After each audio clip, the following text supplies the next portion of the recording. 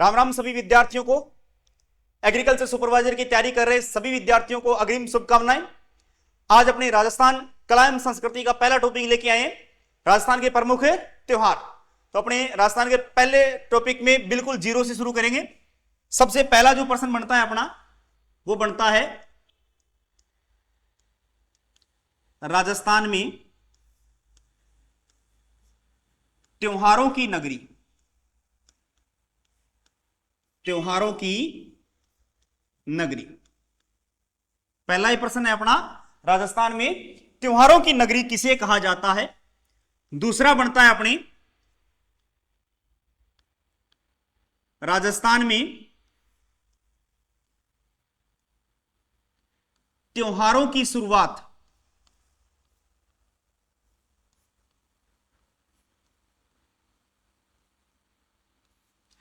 तीसरा प्रश्न बनता है अपने,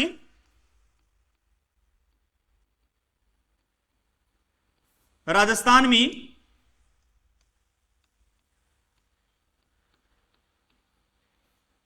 त्योहारों की समाप्ति। ठीक है, ये तीन प्रश्न अपने पहले मुख्य रूप से देखेंगे कि राजस्थान में त्योहारों की नगरी किसे कहा जाता है।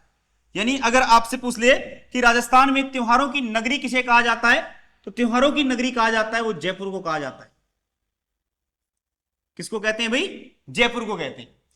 भाई राजस्थान का जो जयपुर है, उस जयपुर के अंदर सभी धर्मों के, सभी जाति के लोग रहते हैं और सभी लोग हैं वो बड़े हर्षोल्लास से अपना अपना त्योहार मनाते हैं।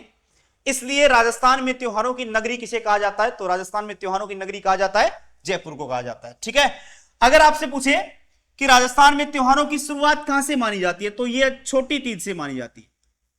किससे मानी जाती है? छोटी तीज से राजस्थान में त्योहारों की शुरुआत मानी जाती है। और छोटी तीज आती कब है? ये आती है श्रावण शुक्ला तृतीया। छोटी तीज कब आती है? श्रावण शुक्ल तृतीया को आती है छोटी तीज। ठीक है, तो राजस्थान में त्योहारों की समाप्ति की बात करें तो समाप्ति होती है गणगौर पर। ठीक है ना, गणगौर। और गणगौर कब आती है? चैत्र शुक्ला तृतीया को आएगी।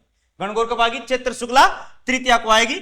तो अपने तीन प्रश्न क्लियर हो गए यहां पे। पहला प्रश्न, राजस्थान में त्योहारों की नगरी किसे कहा जाता है, तो राजस्थान में त्योहारों की नगरी किसे कहा जाता है? जयपुर को। जयपुर को क्यों कहा जाता है? क्योंकि जयपुर में सभी धर्मों के, सभी जाति के लोग रहते हैं, इसलिए जयपुर को त्योहारों की क्या कहा जाता है? नगरी कहा जाता है। ठीक है, उसके बाद में बात आती है कि राजस्थान में त्योहारों की शुरुआत कहां से होती है, तो शुरुआत होती है वो छोटी तीज से होती है, और छोटी तीज आती है श्रावण शुक्ल तृतीया। उसके बाद राजस्थान में त्योहारों की समाप्ति, तो समाप्ति होती है गणगौर पे, चैत्र शुक्ल तृतीया को। तीनों प्रश्न मेरे को पता है आपके क्लियर हो चुके होंगे, और तीनों ही प्रश्न बहुत ही शानदार, बहुत ही जीरो लेवल के प्रश्न है और बहुत ही इंपोर्टेंट प्रश्न भी है। ठीक है ना, अपने बिल्कुल जीरो से चल रहे हैं अपने राजस्थान के इस कल्चर के अंदर। ठीक है, अभी बात मैं आपको थोड़ा बेसिक बता दूं। हिंदू महीने,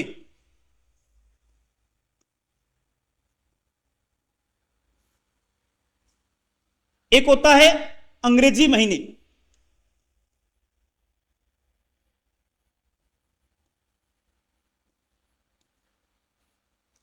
और एक होता है मुस्लिम महीने।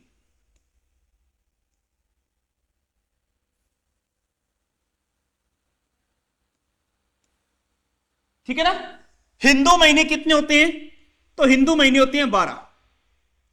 अंग्रेजी महीने कितने होते हैं? अंग्रेजी महीने होते हैं 12।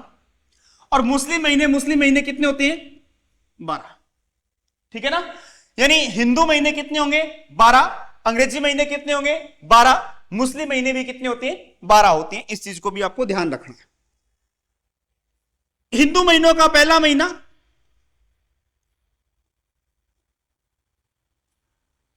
हिंदू महीनों का अंतिम महीना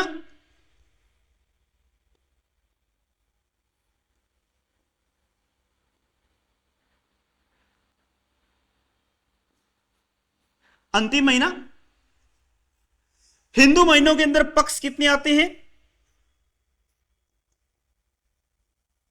2 आते। ठीक है, हिंदू महीनों का जो पहला महीना है वो कौन सा आता है भाई? चैत्र माह आएगा।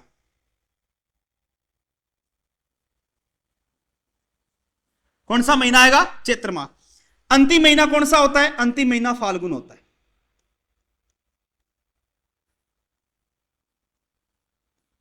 हिंदुओं का पहला महीना कौन सा होगा? हिंदुओं का पहला महीना होगा वो होगा चैत्र माह। अंतिम महीना कौन सा होगा? फाल्गुन। हिंदू महीने के पक्ष कितने होते हैं? पक्ष होते हैं दो। पहला पक्ष कौन सा है? पहला पक्ष आता है कृष्ण पक्ष। दूसरा पक्ष कौन सा है? दूसरा आता है शुक्ल पक्ष।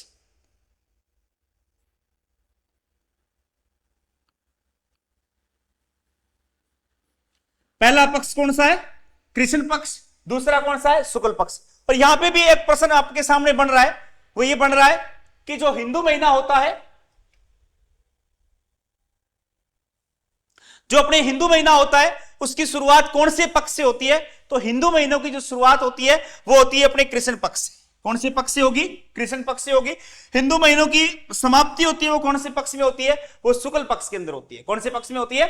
शुक्ल पक्ष में होती है। इतनी बात क्लियर होगी। तो अगर बात करें अपने कृष्ण पक्ष की, तो कृष्ण पक्ष को कहा जाता है अंधेरी रातें।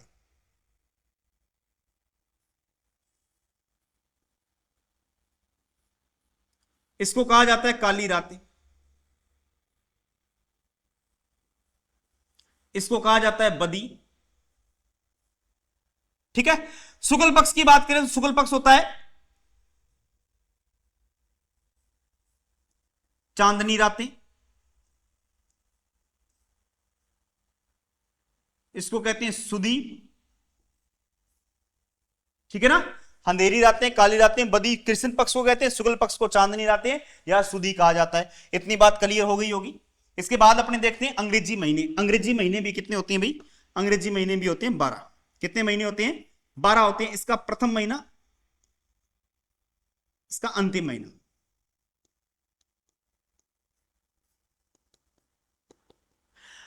प्रथम महीने की बात करें तो प्रथम महीना होता है जनवरी, अंतिम महीना होता है फरवरी। पहला महीना कौन सा? जनवरी। अंतिम महीना कौन सा? फरवरी। मुस्लिम महीनों की बात कर रहे हैं अपनी, तो मुस्लिम महीने कितने हैं? 12 है। इसमें प्रथम महीना और अंतिम महीना,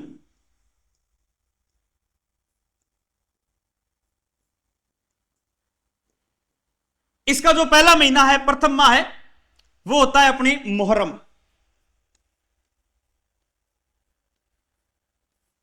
और अंतिम महीना होता है वो होता है जिलहिज।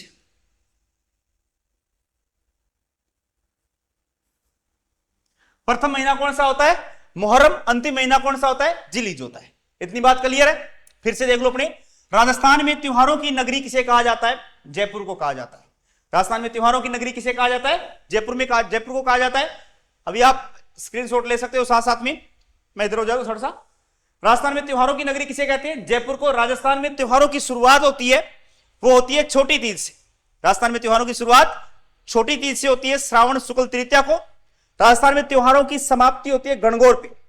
गणगौर चैत्र शुक्ला तृतीया को आती है। हिंदू महीने, अंग्रेजी महीने और मुस्लिम महीनों की बात करें तो ये तीनों होते हैं, ये 12-12 महीने होते हैं। हिंदुओं का जो पहला महीना होता है वो चैत्र माह, अंतिम महीना होता है फाल्गुन। हिंदू महीने में पक्ष होते हैं दो, कृष्ण पक्ष और शुक्ल पक्ष। कृष्ण पक्ष को कहा जाता है अंधेरी रातें, काली रातें या बदी, और शुक्ल पक्ष को कहा जाता है चांदनी रातें या सुदी। ठीक है। इसके बाद बात करते हैं अपने अंग्रेजी महीनों की।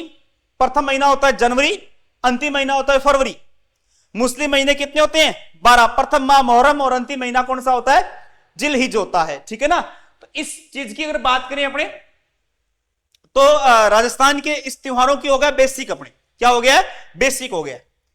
इसके बाद देखिए अपने, तो प्रथम जो अपने हो गया तो हिंदू नववर्ष, हिंदू नववर्ष। तो हिंदू नववर्ष होता है वो होता है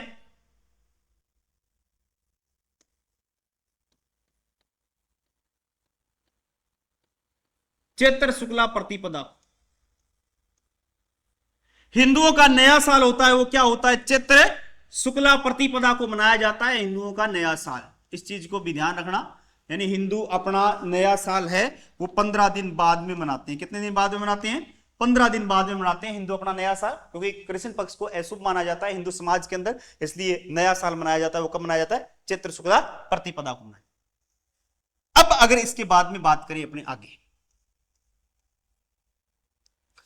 तो हिंदू महीने प्लस अंग्रेजी महीने, अंग्रेजी माह, कौन सा महीना किस अंग्रेजी माह के अंदर आता है? तो हिंदुओं का मैंने महीना बताया था 12 होते हैं। कितने महीने होते हैं? 12। 2 3 4 6 7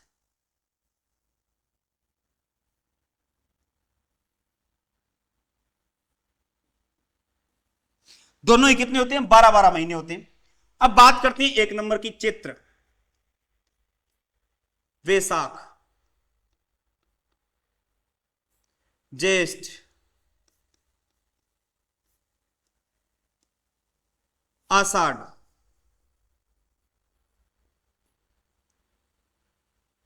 श्रावण,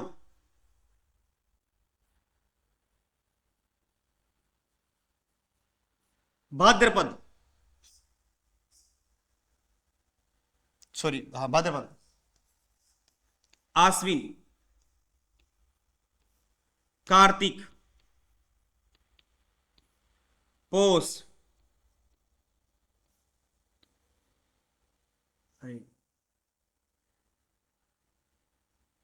कार्तिक, मार्गशीर्ष,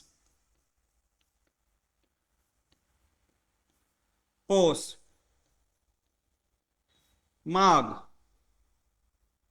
फाल्गुन।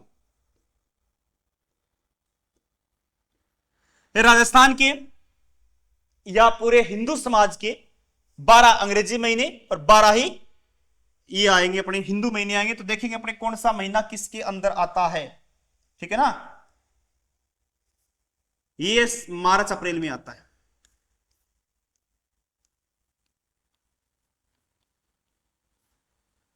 ये आता है अप्रैल मई में।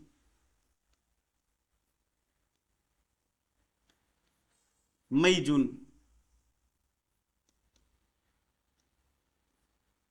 जून जुलाई,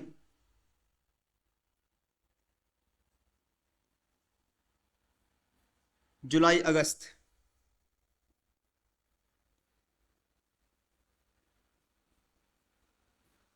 अगस्त सितंबर,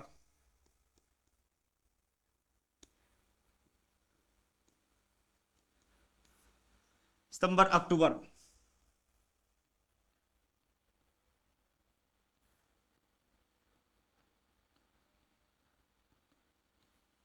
अक्टूबर नवंबर,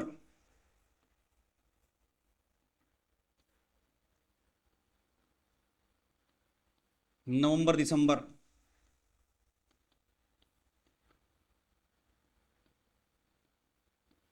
दिसंबर जनवरी,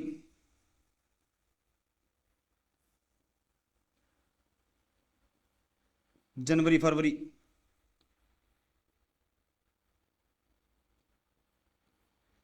फरवरी मार्च।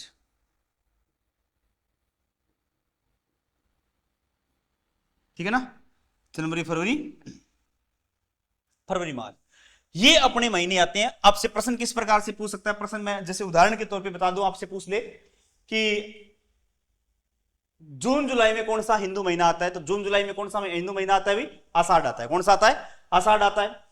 आपसे पूछ दे कि मार्च अप्रैल में कौन सा महीना आता है, तो मार्च अप्रैल में कौन सा है? चैत्र महीना आता है। कौन सा महीना आता है? चैत्र महीना आता है। अब देखो अपने चैत्र महीने में, इसमें एक चीज और देखते हैं अपने कि ये जो अपने है मार्च अप्रैल, ठीक है, यहां पे बात करें अपने मार्च अप्रैल की, तो मार्च अप्रैल के अंदर रोहिड़े का फूल खिलता है।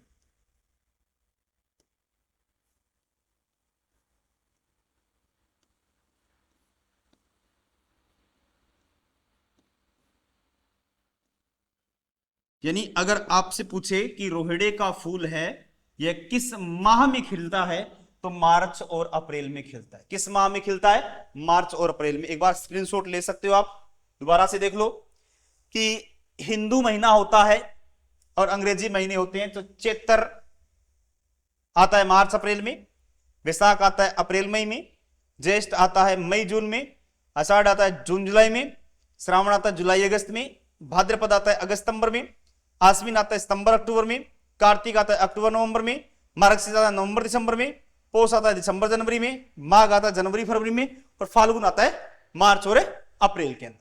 ठीक है, रोहिड़े का फूल खिलता है। रोहिड़े का फूल राजस्थान का क्या है? राज्य पुष्प है। राजस्थान का क्या है? राज्य पुष्प। 1981 के अंदर बना था ये राजस्थान का राज्य पुष्प। टिकोमेला अंडुलेटा इसका वैज्ञानिक नाम है। तो आपसे पूछ सकता है रोहिड़े का फूल किस माह में खिलता है? तो मार्च और अप्रैल के अंदर खिलता है। ठीक है, इसके बाद में आपने ये तो कर लिया। अब आते हैं मुस्लिम महीने।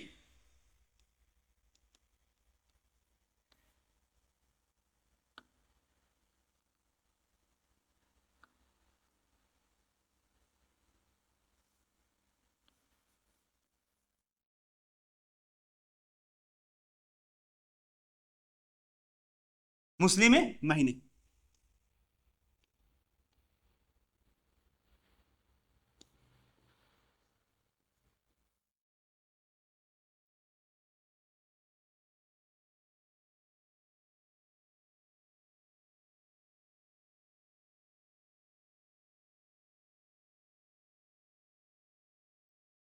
पर पहला महीना आता है मुहर्रम, दूसरा आता है सफर, तीसरा आता है रवि उल अव्वल, चौथा आता है रवि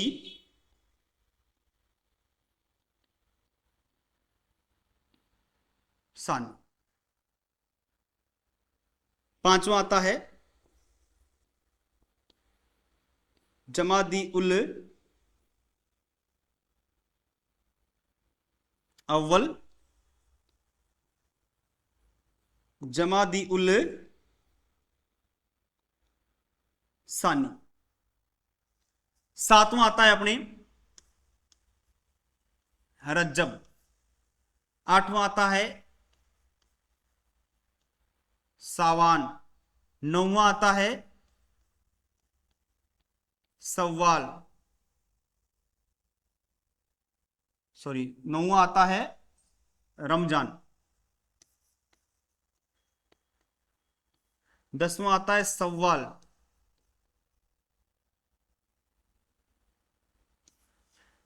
ग्यारहवां आता है जिलकाद,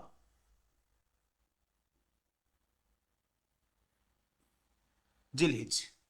ठीक है ना, ये मुस्लिम महीने हैं।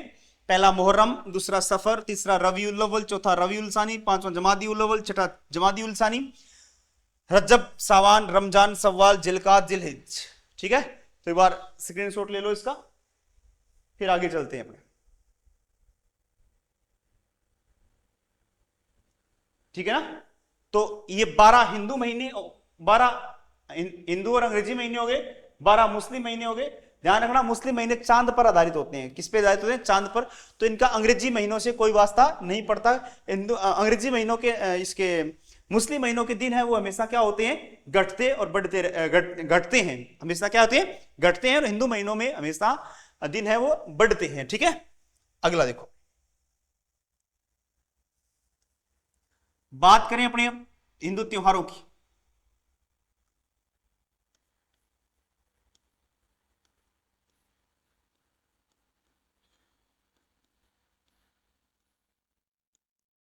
बात किसकी है? हिंदू त्योहारों की। हिंदू त्योहारों की बात करें तो इसमें सबसे पहला आता है, वो आता है तीज। कौन से आते हैं? तीज। तीज अपने देखेंगे तीन प्रकार से, तीन प्रकार से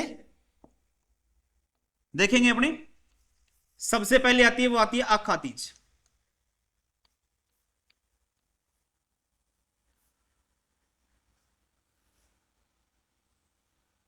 छोटी तीज,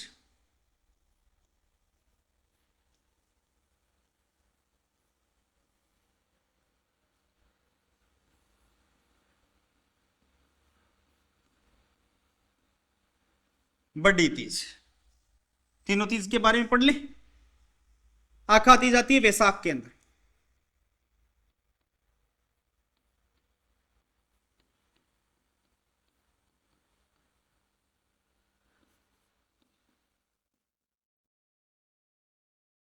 किसानों का त्योहार बोलते हैं इसको। किसानों का क्या बोलते हैं?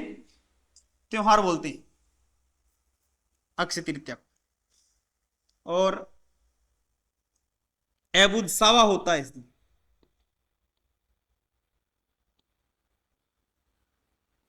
क्या होता है? एबुद सावा होता है किसानों का त्योहार। एबुद सावा वैशाख शुक्ल तृतीया को यह त्योहार आता है।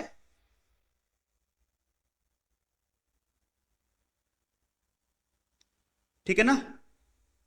वैशाख शुक्ल तृतीया को एक त्योहार है आता है एबुद सावा, किसानों का त्योहार। और वैशाख शुक्ला तृतीया को यह त्योहार मनाया जाता है। तो एबुद सावा का मतलब होता है हम इस दिन बिना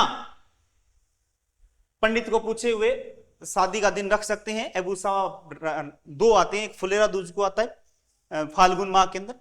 ठीक है, फिर छोटी तीज की बात करें तो इसको हरियाली तीज कहा जाता है।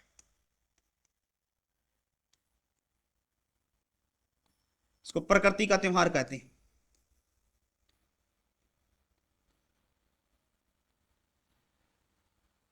हरियाली तीज इसको और क्या कहते हैं? प्रकृति का त्योहार कहा जाता है। श्रावण शुक्ल तृतीया को आती है।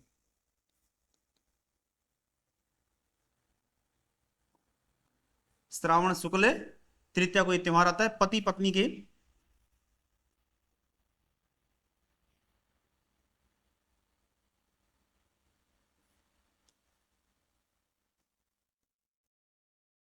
प्रेम का त्योहार होता है।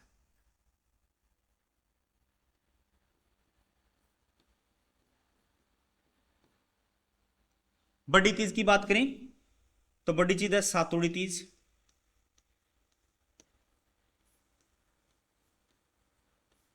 कजली तीज,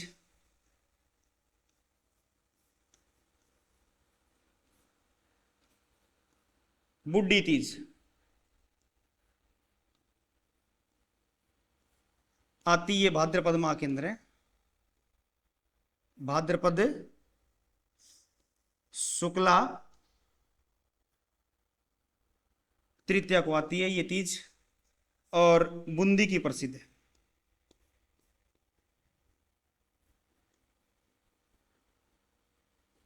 कहां की प्रसिद्ध है? बूंदी की प्रसिद्ध है। तो ध्यान रखना तीज तीन है, एक आखा तीज, छोटी तीज, बड़ी तीज। आखा तीज वैशाख शुक्ल तृतीया को आती है, किसानों का त्योहार, एबुद सावा बोलते हैं इसको। छोटी तीज आती है, इसको हरियाली तीज, प्रकृति प्रेमी का प्रकृति त्योहार कहा जाता है। श्रावण शुक्ल तृतीया को पति पत्नी के प्रेम का त्योहार होता है ये। बड़ी तीज आती है, बड़ी को कहा सातोड़ी, बुड्ढी, कजली, ये कहते हैं भाद्रपद शुक्ला तृतीया को। बूंदी की प्रसिद्ध है। और ये इंपॉर्टेंट है, पिछले 10 साल से ये लगातार प्रश्न आ रहा है, कोई ना कोई एग्जाम के अंदर कैसे न कैसे प्रश्न ये आ रहा है, बहुत इंपॉर्टेंट है। ठीक है, तो आज के लिए अपने इसी क्लास के अंदर इतना ही। अपने बेसिक त्योहार हैं, बेसिक पढ़ लिया आपने, बिल्कुल जीरो से शुरू किया था। और अपने बेसिक है वो पढ़ लिया है, जिसमें से अपने 3 त्योहार भी कर लिए हिंदुओं के। और बाकी है जो अगली क्लास के अंदर पढ़ेंगे। तब तक के लिए राम राम, धन्यवाद, जय हिंद।